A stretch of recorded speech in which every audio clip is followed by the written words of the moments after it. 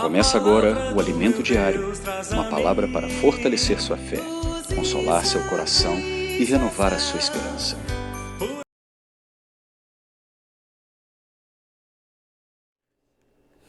Bom dia, amados irmãos, amadas irmãs, Jesus é o Senhor.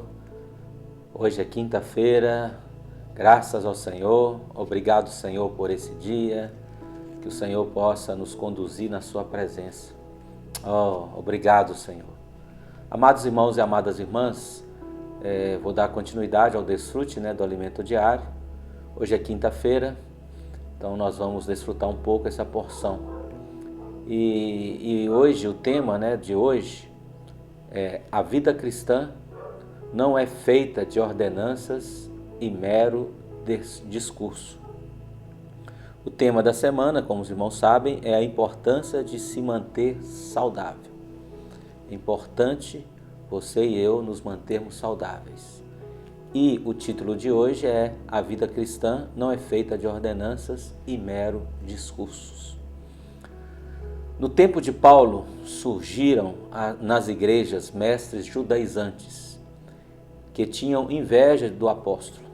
Então tinha um grupo de pessoas que eram invejosos, tinham inveja do apóstolo Paulo. E aí o que eles começaram a fazer e a estabelecer? Leis, regras, as regras no mesmo princípio da lei. Eles apresentavam ordenanças que proibiam certas coisas e ordenavam outras. Para eles, as pessoas que criam no Senhor deveriam seguir uma série de mandamentos. Contudo, ninguém conseguia cumpri-los, pois não passavam de meras ordenanças humanas. Então, olha aqui, irmãos, um grande problema que surgiu logo no início.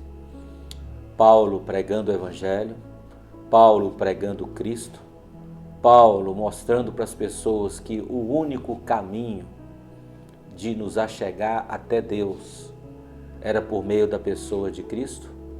O único caminho para que o homem pecador, após a sua conversão, para ter uma libertação completa, como João nos fala que se o Filho nos libertar, verdadeiramente seremos livres. Então isso é o que Paulo pregava, porque é isso que Paulo experimentou. Paulo era muito zeloso com respeito à lei, mas quando Paulo se converteu, ele viu que a lei, as ordenanças, os mandamentos, isso aí não produzia nada nas famílias que haviam sido salvas. Não dava para colocar o peso. Então Paulo viu muito claro isso, tanto que em Romanos, ele mesmo experimentou isso. Em Romanos capítulo 7, capítulo 8 ele viu a libertação. No capítulo 7 de Romanos, Paulo diz que a lei, ela é boa, o mandamento é bom, é santo, mas o homem não conseguia cumprir. Então Paulo foi ficando desesperado. Ele mostrou ali que ele tentava fazer o bem, mas não conseguia, porque o mal estava nele. O velho homem estava nele, a velha pessoa estava nele. Então ele tentava agradar a Deus, mas não conseguia. Até que ele foi vendo, e no finalzinho do capítulo 7 de Romanos, o versículo que os irmãos conhecem ali, capítulo 7 e 8, aí no capítulo 7, no finalzinho, Paulo fala: olha, eu sou um desventurado, desventurado homem que sou, quem me livrará? Paulo queria um livramento, irmãos. De quê?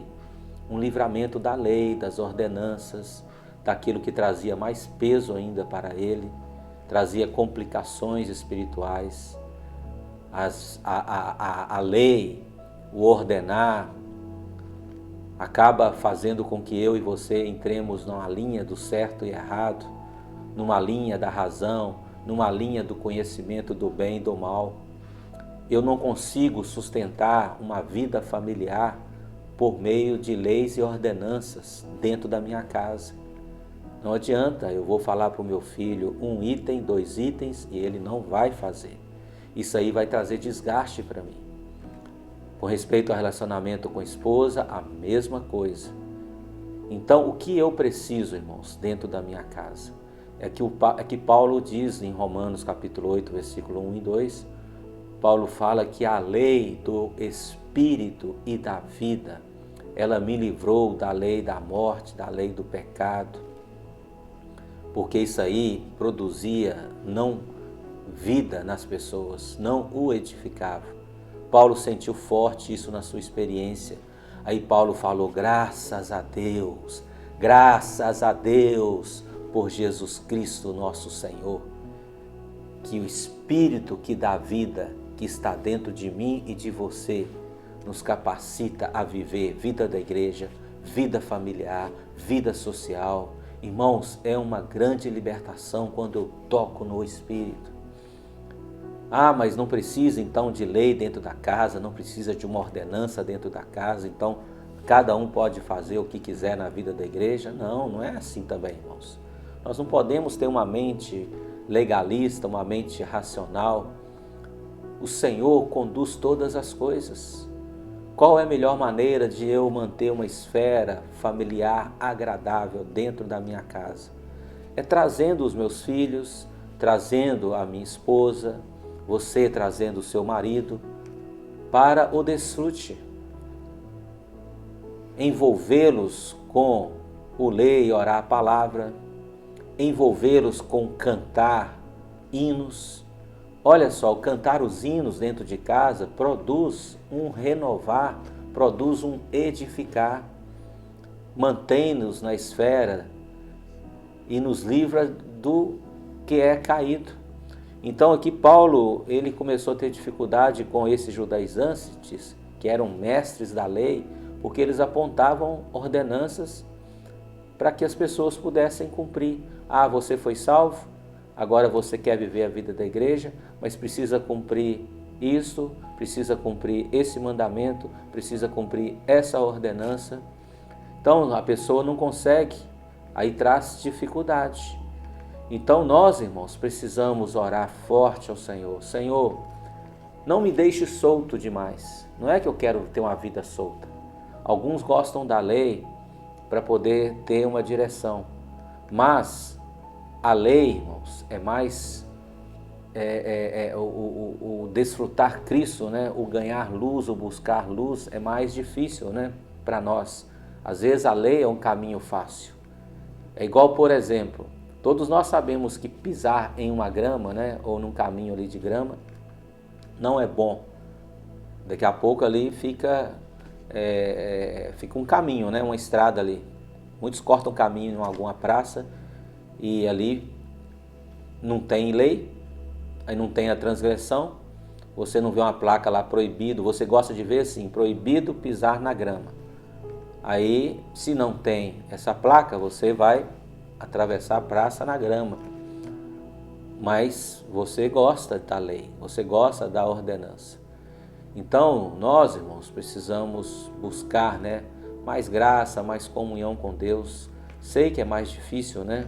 Às vezes você quer ou precisa tomar alguma decisão, aí você fica desesperado, né? Tem que perguntar para o irmão, perguntar para o outro. Não tem problema ter comunhão, mas precisa ir diante do Senhor para ganhar luz, para buscar unção. Senão, nós acabamos ficando confusos, né? Alguém que gosta muito de lei, muito de ordenanças, pode ver que é alguém triste, é alguém carrancudo, é alguém briguento, porque ele sempre vai se achar certo, porque ele é um cumpridor da lei. Então, o Senhor precisa aparecer para mim e aparecer para você, e ver que esse caminho, né, que os judaizantes queriam introduzir na igreja, não era um bom caminho. O caminho excelente hoje é Cristo. No tanto, se você for ler Hebreus capítulo 7, o versículo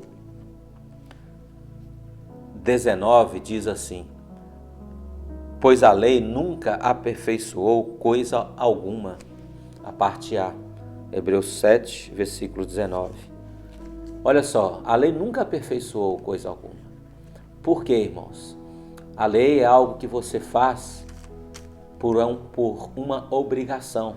Normalmente é assim. Mas quando a vida cresce, você não precisa nem da lei, mas você já vai cumprir a justiça.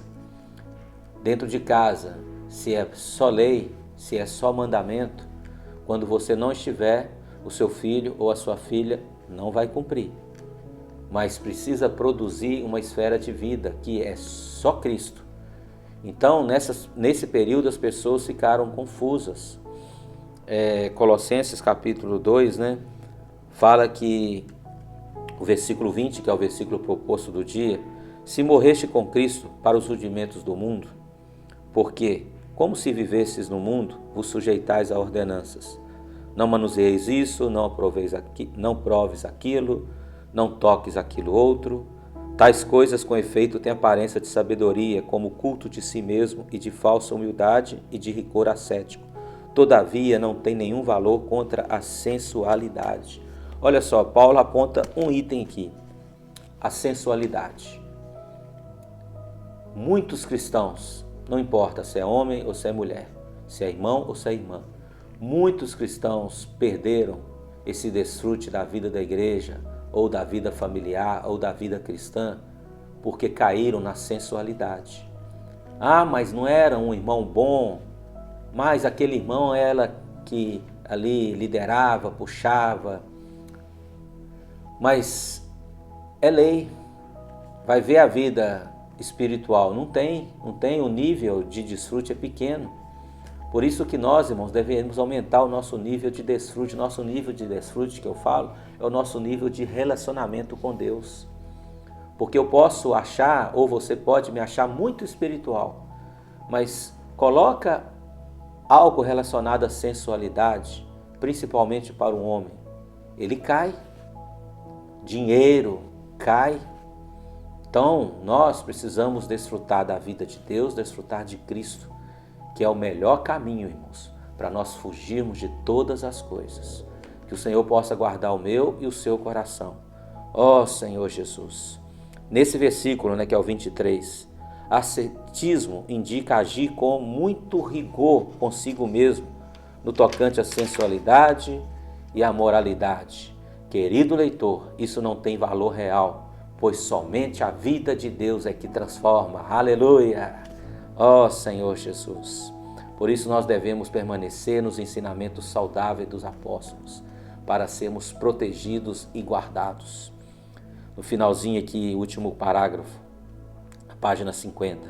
As palavras saudáveis de nosso Senhor Jesus Cristo, registradas nos evangelhos, não visam promover uma filosofia ou um mero discurso. As palavras do Senhor, irmãos, não eram palavras de discurso ou de filosofia. Era alguém que experimentava Deus no seu dia a dia. Ó Senhor Jesus, ele não era alguém que falava, era alguém que vivia. O Senhor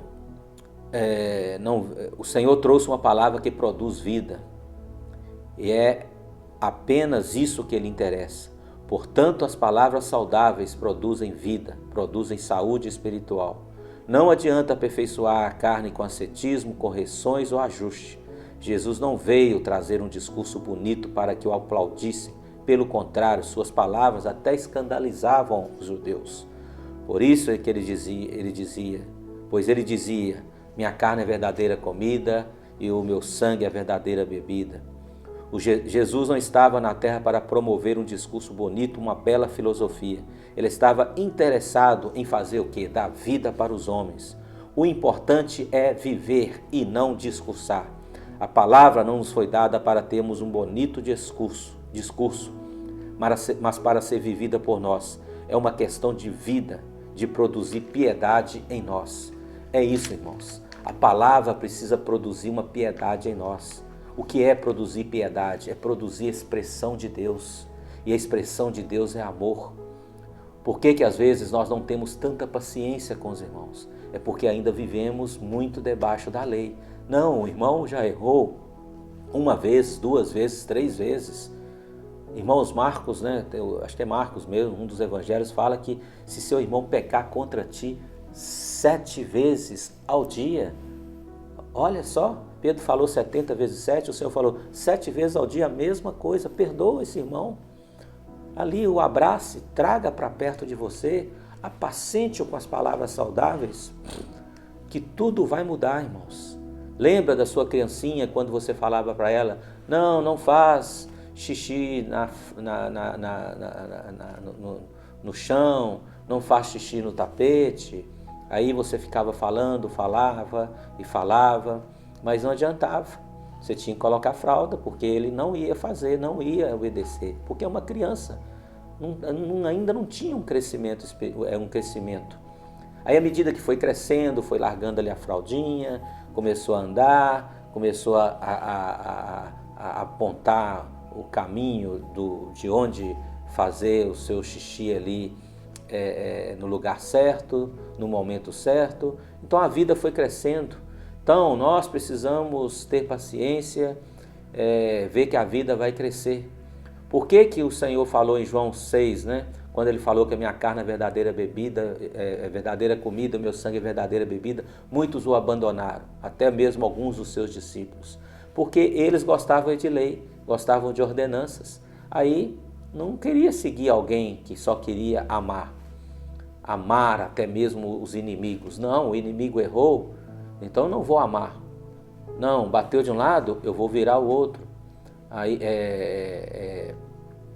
Aí que o Senhor falou assim, isso. Eles não queriam, não, bateu de um lado, é pedra por pedra, olho por olho, dente por dente. Então é isso.